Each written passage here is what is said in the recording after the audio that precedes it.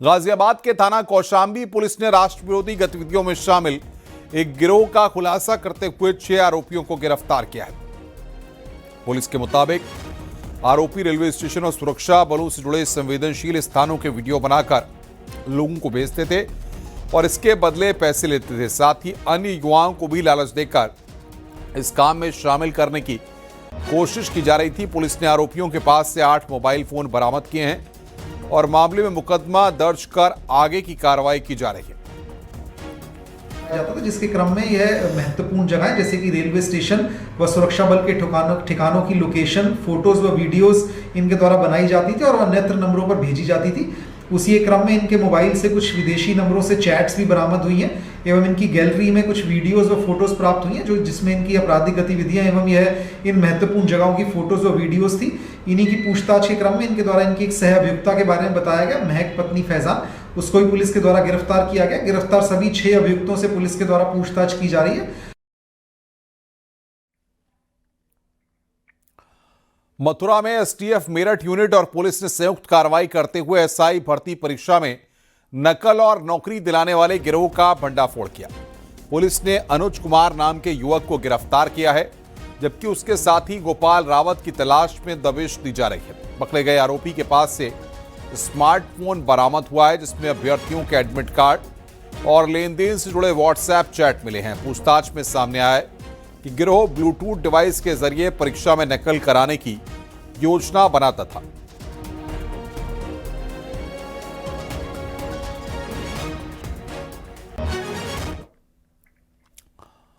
मैनपुरी के किशनी क्षेत्र में मिले युवक के शव मामले का पुलिस ने खुलासा कर दिया है। पुलिस ने हत्या के आरोप में मृतक की पत्नी, उसके प्रेमी और 2 अन्य साथियों को गिरफ्तार किया है। आरोप है कि पत्नी ने प्रेमी के साथ मिलकर पहले पति का अपहरण कराया और फिर उसकी हत्या करवा दी। पुलिस के मुताबिक प्रेम संबंध में बाधा बनने पर साजिश रचकर वारदात को अंजाम दिया गया। और इसका जो मेन कारण है वो ये है कि मृतक की जो पत्नी है सुनीति और जो अपराधी है शिखलेश, इन लोगों के बीच में पिछले 4 साल से प्रेम प्रसंग था और उसी के तहत प्रेम प्रसंग के तहत ही इस घटना को अंजाम दिया गया। इसमें दीपक कश्यप है जिनका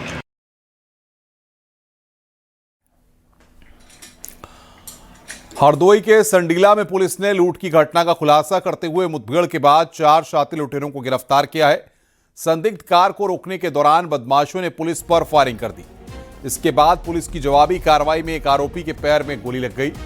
मुठभेड़ के दौरान एक पुलिसकर्मी भी घायल हुआ है। पुलिस ने आरोपियों के पास से नकदी, कार, मोबाइल फोन और अवैध तमंचे के साथ कारतूस बरामद किए हैं।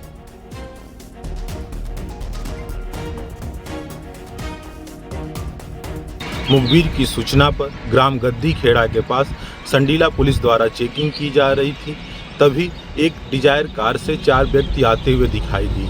पुलिस द्वारा रोकने का इशारा करने पर उनके द्वारा पुलिस पे फायर किया गया।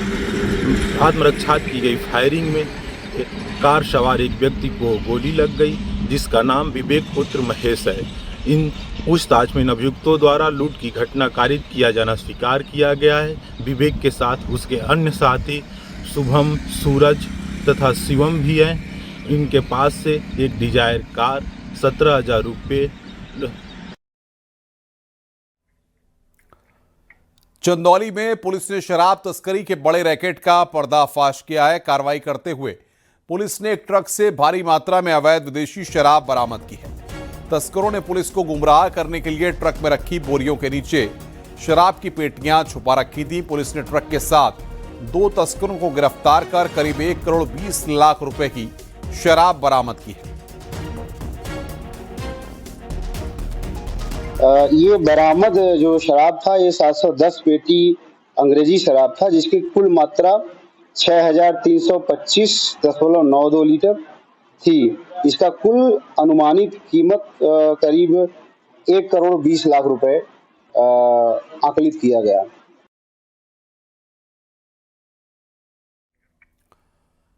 पीलीभीत के बिलसंडा कस्बे में एक शादी समारोह में हंगामा हो गया। मामूली कहासुनी के बाद बारातियों ने लड़की पक्ष के एक युवक पर हमला कर दिया और युवक को जमीन पर गिराकर लाठी डंडों से बेरहमी से पीटा गया।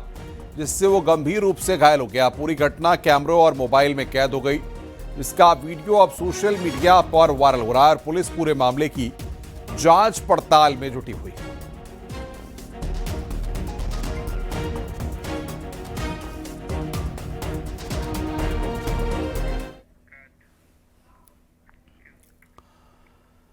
कानपुर के विश्व बैंक इलाके में एक विवाहिता की संदिग्ध परिस्थितियों में मौत से सनसनी फैल गई। महिला का शव उसके बेडरूम में बेड पर पड़ा मिला, जबकि मौत से कुछ देर पहले उसने व्हाट्सएप पर एक स्टेटस भी लगाया था। घटना के बाद मायके पक्ष ने ससुराल वालों पर हत्या का आरोप लगाया। पुलिस और फॉरेंसिक टीम ने मौके पर जांच पड़ताल की और शव को पोस्टमार्टम के लिए भेजकर पूरे मामले की पड़ताल शुरू कर दी है।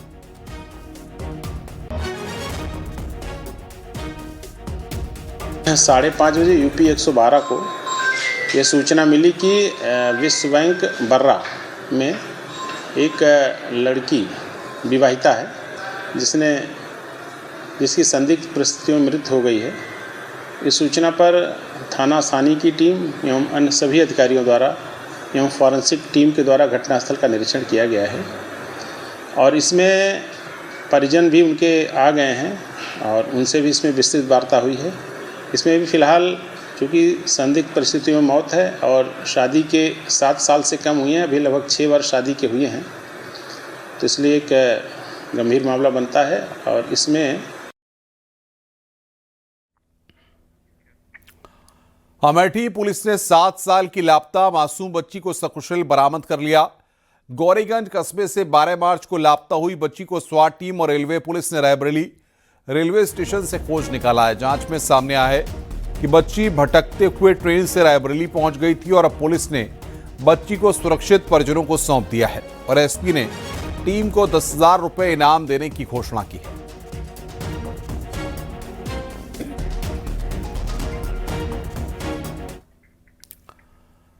कानपुर में दरोगा भर्ती परीक्षा देकर लौट रहे 2 अभ्यर्थी और उनके दोस्त की कार शराब के नशे में पलट गई। पीएससी मोड़ पर हुए हादसे में तीनों युवक मामूली रूप से घायल हुए हैं। वहीं हादसे में कार बुरी तरह से क्षतिग्रस्त हो गई। पुलिस के मुताबिक तीनों दोस्त शराब पार्टी कर घर लौट रहे थे। प्रयागराज के अमन मिश्रा और आशीष दोनों दरोगा भर्ती परीक्षा देने के लिए शनिवार को कानपुर आए थे। पेपर देने के बाद उनकी अपने दोस्त बर्रावाड़ा जूही कला निवासी सार्थक यादव से मुलाकात हुई, जिसके बाद तीनों ने शराब पार्टी की थी।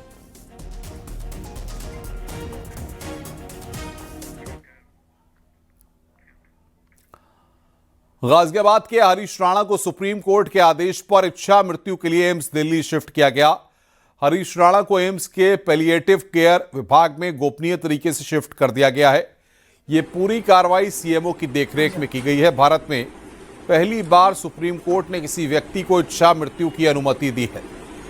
बता दें कि हरीश 2013 में चंडीगढ़ में एक हादसे में 4थी मंजिल से गिरने के बाद से वेजिटेटिव स्टेट में हैं।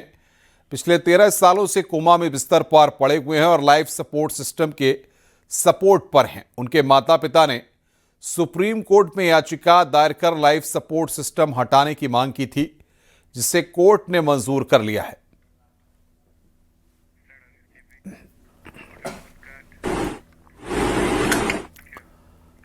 बुलंदशहर में एक महिला के साथ बेरहमी से मारपीट का मामला सामने आया। पड़ोस में रहने वाले युवक ने महिला पर हमला कर दिया और जमकर मारपीट की।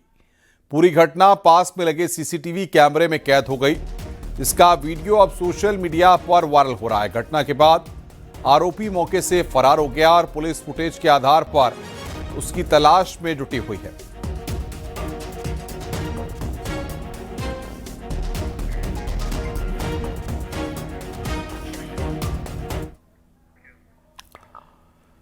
चित्तौड़गढ़ में आयोजित विशाल जौहर श्रद्धांजलि समारोह में सीएम योगी ने कहा कि कौन लोग हैं जो जातिवाद के आधार पर फिर से समाज को बांट रहे हैं और अफवाह के आधार पर देश के अंदर अविश्वास का संकट खड़ा कर रहे हैं। जवाब भी देते हुए सीएम योगी ने कहा कि ये वही लोग हैं जिन्होंने कहा था कि राम और कृष्ण तो हुए ही नहीं।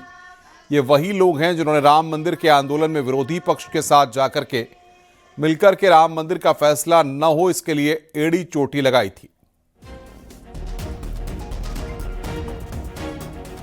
कौन लोग हैं जो जातिवाद के आधार पर फिर से समाज को बांट रहे हैं?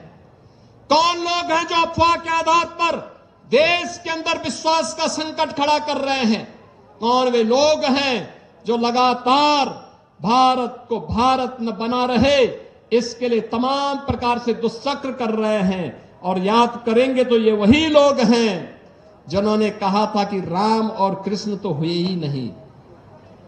ये वही लोग हैं जिन्होंने राम मंदिर के आंदोलन में विरोधी पक्ष के साथ जाकर के मिलकर के राम मंदिर का फैसला न हो इसके लिए एड़ी चोटी लगाई थी।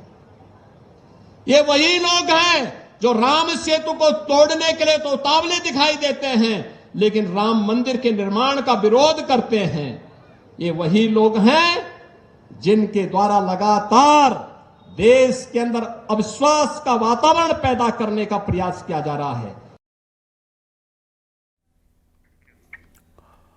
मुख्यमंत्री योगी राजस्थान के दौरे पर, जहां पर मुख्यमंत्री योगी आदित्यनाथ चित्तौड़गढ़ में आयोजित विशाल जौहर श्रद्धांजलि समारोह में शामिल हुए। श्रद्धांजलि समारोह के बाद सीएम योगी ने जनसभा को भी संबोधित किया। सीएम योगी ने कहा कि हर बेटी को सुरक्षित माहौल मिलना चाहिए। सीएम योगी ने राजस्थान के वीरों की तारीफ की और कहा कि राजस्थान की धरती वीरों की धरती है। सीएम योगी ने कहा कि समाज को जाति के नाम पर बंटना नहीं है। अयोध्या में भव्य राम मंदिर बना है। आज आप देख रहे होंगे उत्तर प्रदेश 25 करोड़ की आबादी का राज्य है।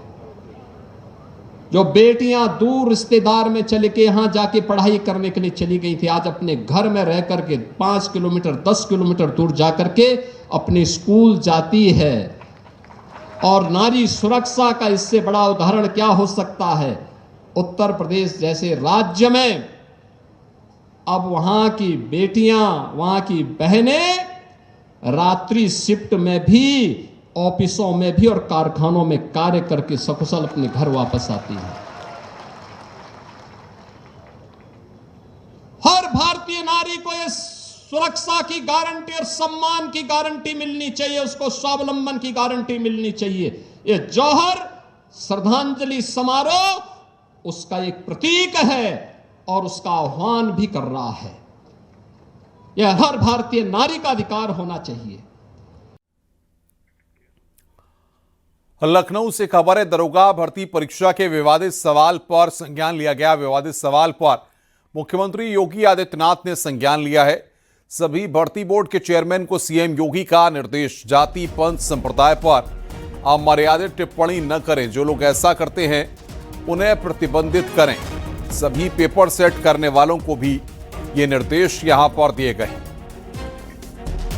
तो सीएम योगी आदित्यनाथ ने यहां पर ये निर्देश दिए हैं, जाति पंथ पर अमर्यादित टिप्पणी न करें।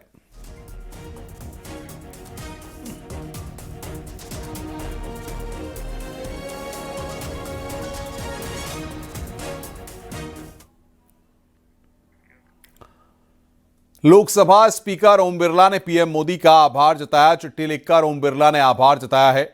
ओम बिरला ने पीएम मोदी की तारीफ की। संसदीय नियमों में आपका अटूट विश्वास है।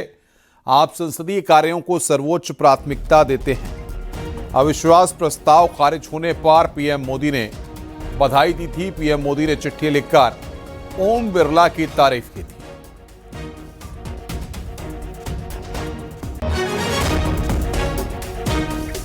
तो संसदीय नियमों में आपका अटूट विश्वास है। संसदीय कार्यों को सर्वोच्च प्राथमिकता आप देते हैं। पीएम ने भी ओम बिरला को चिट्ठी लिखी थी और ओम बिरला ने पीएम मोदी का आभार जताया है।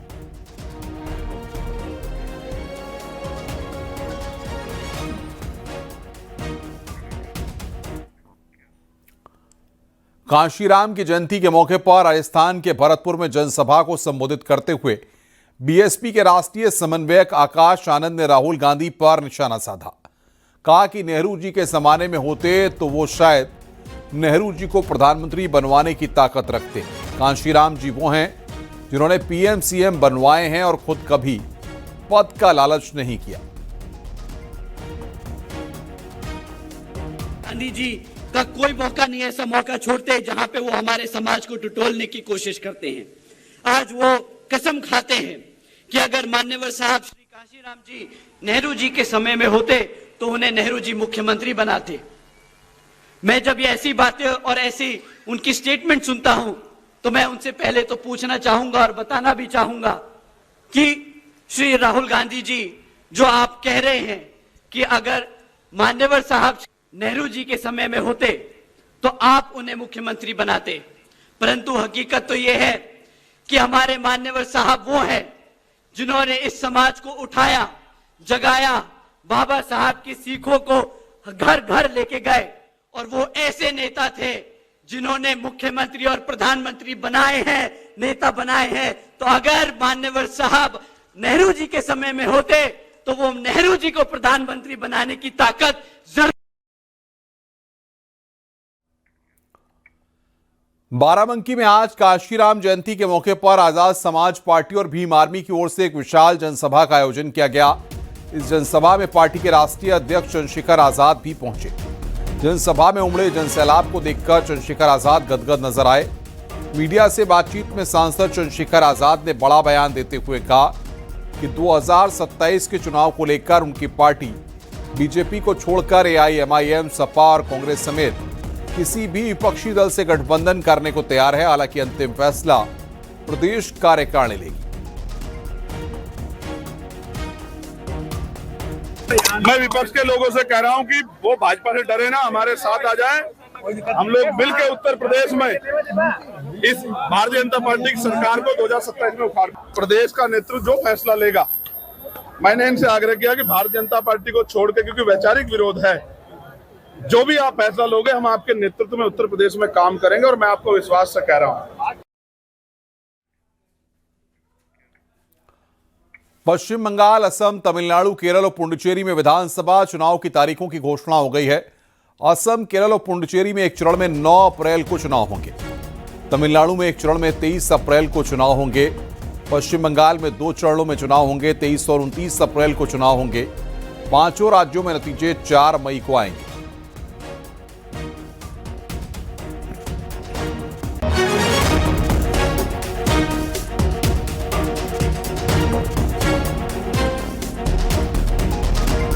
All 126 assembly constituencies for Assam, the polling shall be just in one phase, and the polling shall take place on 9th of April, Thursday, 2026.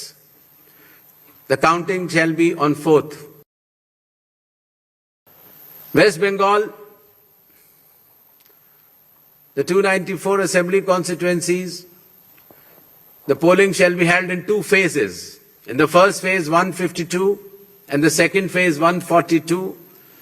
The date of poll shall be 23rd of April and 29th of April. And the counting shall be together for all, that is 4th of May 2026.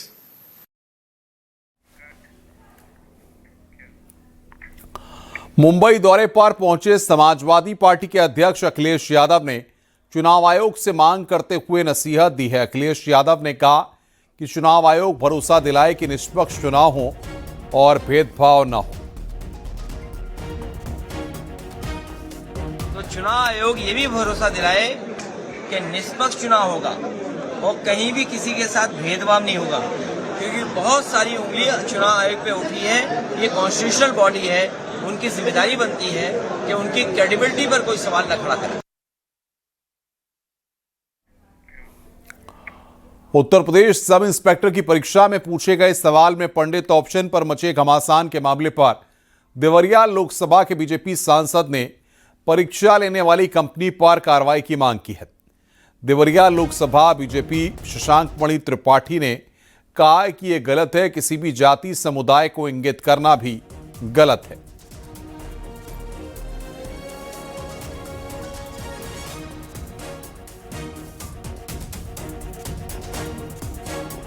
इस पर आपका क्या कहना है? देखिए, ये जैसा कि मंत्री जी ने कहा, ये सरासर गलत है।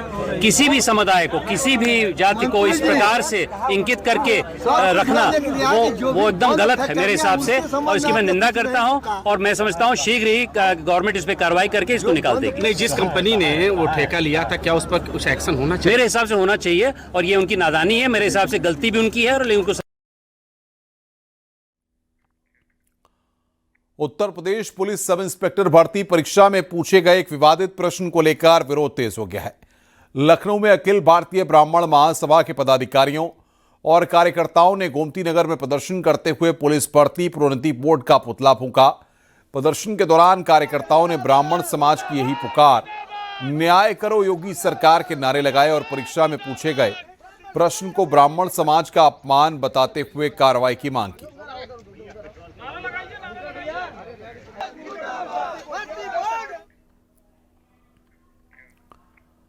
प्रयागराज की परेड ग्राउंड क्षेत्र में 10 दिवसीय सरस मेला का आयोजन हो रहा है। आज मेले के दूसरे दिन उप मुख्यमंत्री केशव प्रसाद मौर्य और सिंगर कैलाश खेर मुख्य अतिथि के रूप में मौजूद रहे। कार्यक्रम का समापन पुष्प से होली खेलकर किया गया। वहीं खुद उप मुख्यमंत्री पार्टी के तमाम लोगों और आम कार्यकर्ताओं के बीच होली खेलते हुए नजर आए। तो सिंगर कैलाश खेर भी इस कार्यक्रम में वहां पर पहुंचे। समापन पर फूलों से होली खेली गई।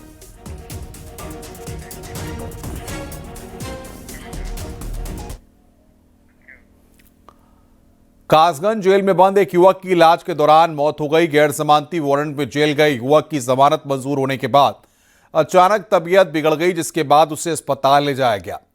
हालत गंभीर होने पर आगरा रेफर किया गया, लेकिन रास्ते में एटा मेडिकल कॉलेज में डॉक्टरों ने उसे मृत घोषित कर दिया। वहीं परिजनों ने युवक की मौत को संदिग्ध बताते हुए मारपीट का गंभीर आरोप लगाया और पुलिस मामले की जांच पड़ताल में जुट गई है।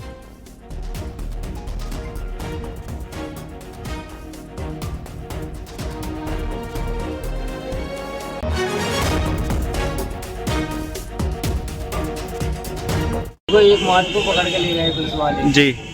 तो दरवाजे पे लात भी मारी थी, एक साइड की चौखट भी टूटी हुई है। तो दीवार फलांग के वो अंदर गए थे, उन्होंने साकर खोली, उसे पकड़ के ले गए और उसने कहा कि खाना नहीं खाया। तो वो ये कह रहा है कि खाना तो हम तुम्हें जेल में खिलाएंगे। किस मामले में ये जेल में गए थे? इनका एक मैटर चल रहा है। इनने गाँव की लड़की थी, उसकी बात कराई थी किसी लड़के से जी। तो वो लड़की भाग गई थी किसी के साथ। जालौर से बड़ी खबर आ रही है। सीएम योगी का अनोखा अंदाज दिखा। बच्चों के साथ सीएम योगी ने सेल्फी ली। सीएम योगी के साथ सेल्फी लेना चाहता था बच्चा, बार बार सेल्फी लेने की कोशिश कर रहा था। तो बच्चे के साथ मुख्यमंत्री योगी आदित्यनाथ ने सेल्फी ली है। सीएम के साथ सेल्फी लेना चाहता था बच्चा। सीएम योगी का अनोखा अंदाज यहां पर दिखाई दिया है। जालौर में यहां पर यह दृश्य कैमरे में कैद हुआ है।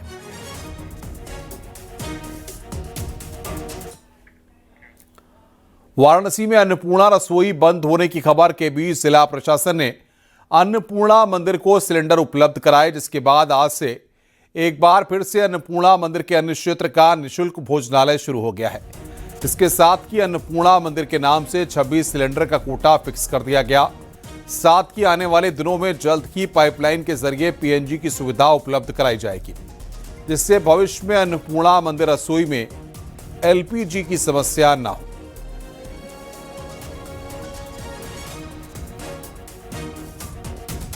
कुछ गैस की समस्या आ जाने के कारण हमको यूनिट 2 कुछ घंटों के लिए बंद करना पड़ी थी। फिर शासन प्रशासन से हमने इसकी चर्चा की तो हमको कल 20 सिलेंडर शासन प्रशासन ने मुहैया कराए और आगे के लिए हमारे लिए शासन ने ये ऐसा उन्होंने अपना कोटा या कुछ विशेष जाहिर किया है कि अन्य क्षेत्र के लिए जितने भी सिलेंडर जरूरत पड़ेगी वो हमको गैस एजेंसियों से मुहैया मिलते रहेंगे। 2 गैस एजेंसी वाले सुबह पहुंचे थे, जिन्होंने यहाँ पर से 26 सिलेंडर उन्होंने पर डे देने के लिए कहा है और भी बोले हैं कि जितने सिलेंडर की आवश्यकता पड़ेगी वो गैस दिया जाएगा। बुलंदशहर के सिकंदराबाद क्षेत्र में हुए चर्चित अनिल मावी हत्याकांड में पुलिस ने फरार आरोपियों पर शिकंजा कस दिया है।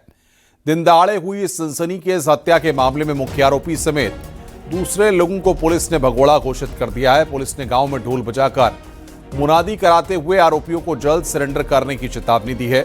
साथ ही पुलिस ने साफ किया है कि तय समय में सरेंडर न करने पर आरोपियों की संपत्ति कुर्क करने की कार्रवाई की जाएगी।